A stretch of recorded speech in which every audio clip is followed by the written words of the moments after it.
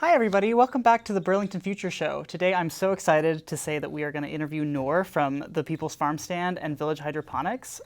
If you remember when the time travelers were here, they said that in the future there's so many more innovative and sustainable ways to grow food even in the colder months, and Nour is going to talk about some of the work that he's been doing with Village Hydroponics, and I'm just really excited to learn about how they've been able to grow food in the winter out of a shipping container. So here's my interview with Nour.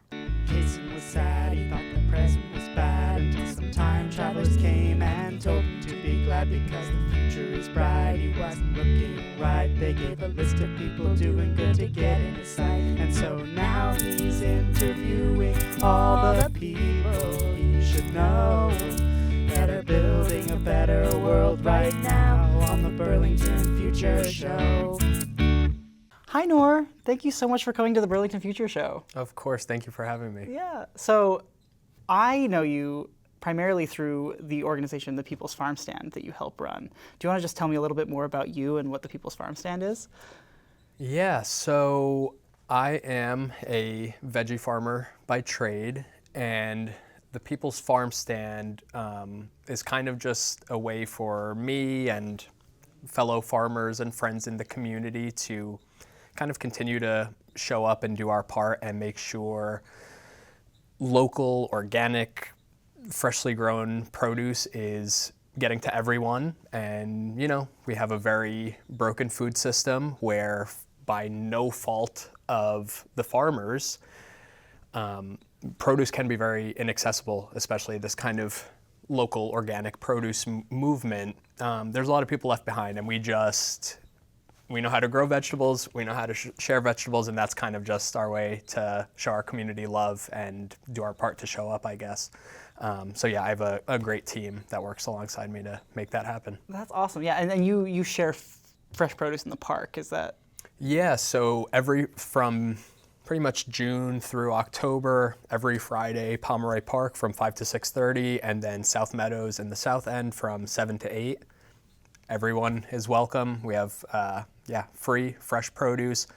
And in South Meadows, we work alongside our amazing comrade, Fareed, and his team, the People's Kitchen, that you can go get a nice hot meal on a Friday as well, and kind of kids running around. It's kind of like a weekly block party, which is a lot of fun. That's so fun. I love that.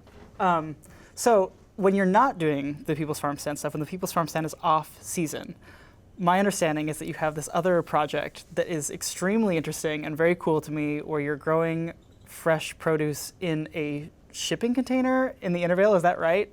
Called Village Hydroponics. Can you explain more about that? Yeah, totally. And it is kind of a weird concept, but I think you hit the nail on the head that we basically built out an old shipping container and kind of repurposed it into a hydroponics grow operation. So totally no soil, just kind of liquid nutrient solution running along the roots of a variety of different leafy greens produce. And, you know, the idea just kind of clicked in that the People's Farm Stand is amazing. We feel like we do a really cool thing, but we're in Vermont and we have a relatively short growing season.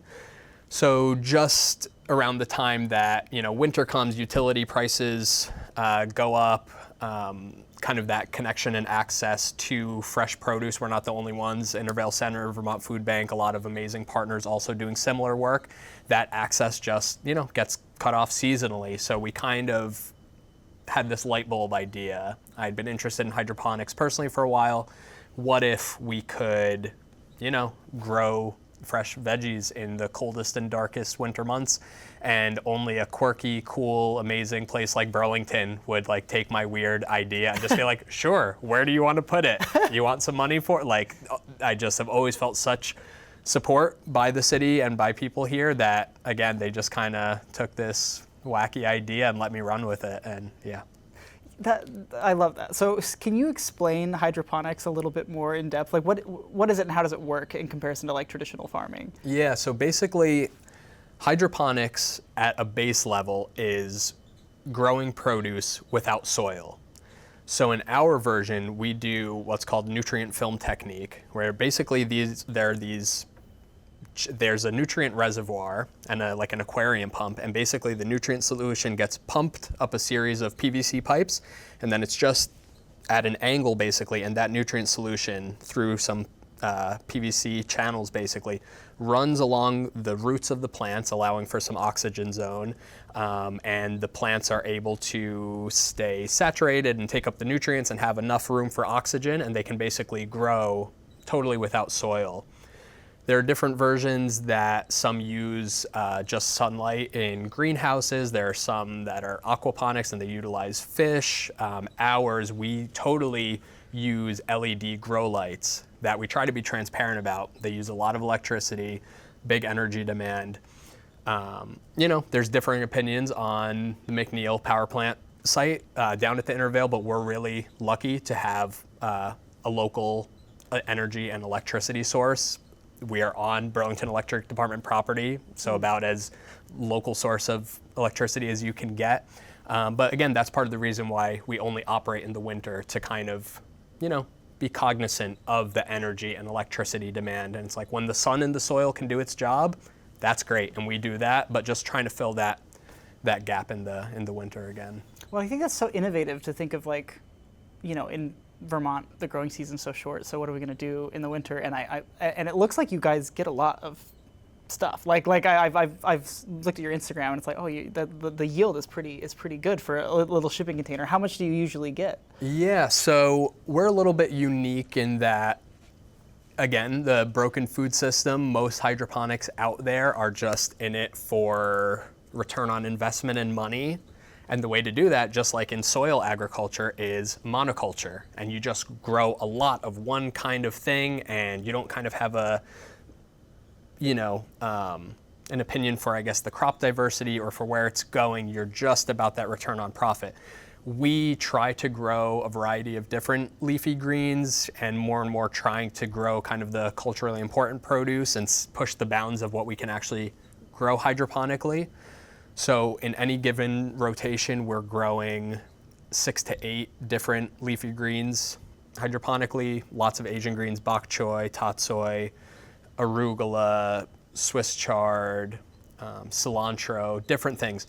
So it's kind of hard to give a number of how much of everything each week. But what I will say is that, in peak production during the winter, we, for example, last winter we had a 25 household CSA, where each CSA member would kind of get 3 to 4, big family-sized portions of 3 to 4 different kinds of vegetables, and we were still able to keep up with around 20 free household distributions for the South Meadow. So, around 45 to 50 household portions of veggies, and again, it's small, but it's a small piece of the puzzle, and hopefully just trying to show, is this a viable method of growing in the winter? Is this, yet another piece of the community food puzzle? And we're still learning. This is going into our 3rd season, so we certainly don't have all the answers, but we're trying to be open source about it. We're trying to be an educational tool, because a lot of the commercial hydroponics out there are very tight-lipped about their secrets and their growing processes, so we're just trying to show a different model, I guess. Yeah, I love it. And so you, some of the produce is in a CSA that you can sign up for with Village Hydroponics, and then some of it is sort of folded into the same kind of distribution model of the People's Farm Stand. Is that? That's exactly right. Fortunately, we actually got a big research grant from the USDA, U.S. Department of Agriculture, this season to basically turn the shipping container into a free food research lab. So everything is going to be free coming out of the shipping container this year, because we have research backing to kind of keep up with all the operational costs, and we don't really have to worry about selling any produce, which is cool. And the research trials will largely be around lighting, crop variety, and cost of production. So again, that lighting and electricity piece, we're really interested. Our electricity bills are through the roof. And not only for that, we consume a lot of electricity and energy. So some of the lighting trials are around, okay, which varieties grow the best with the least amount of electricity, basically. So trialing some different grow lights, either with lower wattage or different levels of PPFD, which is how you measure the photosynthetic uptake of the vegetables. So basically, which varieties do best under the lowest lighting conditions? Can that help us cut down the electric bill and help us use a little bit less energy? We're also getting in some kind of smart ventilation because we have a mini split heat pump, basically an AC and heating unit that even in the dead of winter, we're using it for cooling. Yeah. Because the grow lights give off some heat, so we're coming up with some venting to let in some nice, fresh, cool outdoor air.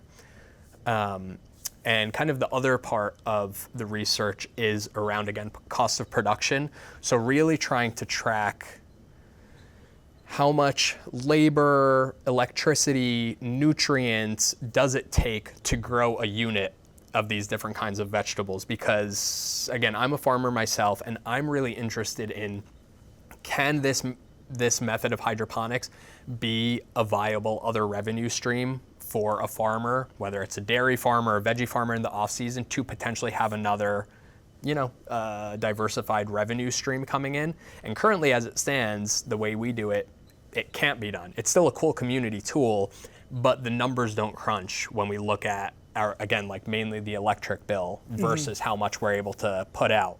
So we're trying to see, is there a way to, cover a fair hourly wage, to cover the electric bill, those kinds of things. Is there a way? So we're really interested in kind of tracking that side as well, working with the Intervale Center, their kind of farm business planning program, and Sarah Donegan's been really great for helping think through those things as well.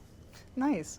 And how did you get the shipping container? Like, how did that it initially start? I guess is like how did you find the site, get the shipping container there? Yeah. So I mean, that's a great question. The shipping container itself was actually kind of an easier part. Yeah. There's like companies out there that just sell shipping containers. We have a reefer container, which is a refrigerated shipping container, which basically means that it comes with the insulation and outsulation. It's basically like an insulation sandwich around what you think of as the shipping container that you would just see out on the street. It was really easy to order it. The zoning was tricky because, again, I come to the city of Burlington, which is not the easiest place to get zoning approvals and stuff. And it was just this weird gray zone. They're like, okay, you want a shipping container, but it's going to be a farm.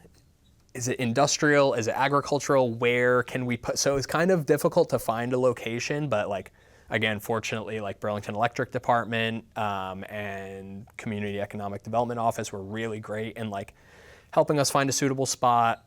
Burlington Electric Department gives us a free lease down at the Intervale. Intervale is already zoned agricultural, so and like I live in the Old North End, I can bike to it.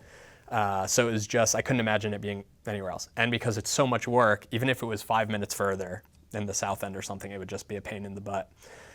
The actual delivery of the shipping container would be a 30-minute conversation in and of itself. I was severely underprepared for getting a 40-foot shipping container delivered. The delivery because they basically used a middleman delivery driver who pulled up onto Decatur Street, my home street, with a 40-foot shipping container, thinking it was going to go there, and basically not having a method to actually unload this massive shipping container that's 6 feet off the ground. So basically got an emergency crane, Googling cranes in Vermont, and had Garena Crane, shout out Dominic, who came down to the Intervale with a massive crane and a leader truck, and like, boop, picked it off the truck, plopped it down perfectly, but it was a whole thing. But yeah, I've learned a lot through all the processes. That's so cool. So in theory, I know that like it seems like the research you're doing with the Department of Agriculture is sort of related to this directly, but like if like other people wanted to do something like this, or like if someone who has like sort of a backyard garden or something was thinking, oh, would there be a way for me to like hydroponically grow food in the winter, or like do some more community agriculture in the winter during the cold months? Like, what advice would you give, or like how would you? Because I know the electric cost is one big part of it. What would you say? Yeah, that's also a great question. Well, part of the Department of Agriculture research grant is actually we're going to be developing a series of videos kind of just going through everything in the day in the life of running a shipping container farm. So we're going to have a video on how we do our seeding, how we harvest, how we add and make our nutrient formula. And I think that is basically how I learned. I just like found a few random farms on YouTube because there's not a lot of resources out there. So we've kind of just been building out this puzzle ourselves, and it'll be really cool to have this video component to share with people. And that'll be on more of a commercial size scale, but still you get to learn the concepts and stuff by seeing it. I think another really cool thing will be that separately we have a grant through the city of Burlington, and that will be partnering with the Family Room, amazing organization in the Old North End as well, just a really sweet community and family space. And we're partnering with them to basically have a hydroponic tower built inside of the Family Room that will then allow my good friend Claire, who runs the kitchen, who's the head chef there, to have some fresh produce in the winter that she is growing along with the families to kind of supplement the hot meals that they cook there. And as part of that, we're going to do some kind of small scale DIY workshops with the families. Basically, there's a version called the Kratky method, in which you can basically grow a pretty good head of, let's say, lettuce or herbs or something in a mason jar. And you do it in a way where you have your little nutrient solution in the mason jar, and there's an oxygen layer for the roots to get oxygen. And that's like a very simple, cost-effective way to just try it out and to just have something in your house. So we'll see how that goes as well. That's so cool. Yeah, working with the Family Room and yeah, they're great. That. Yeah. Well, I think that is all the questions I had for you, Nour. I mean, I'm like really, really excited to see this video series and see. I need to come down and tour the shipping container. That's the other thing. It's like we really are trying to just be a community tool and community asset. So excited to have you down or anybody. You know, we're on Instagram at Village Hydroponics or villagehydroponics@gmail.com. Feel free to reach out. We love having visitors. It gets lonely down there working inside a box in the winter, so we love seeing people.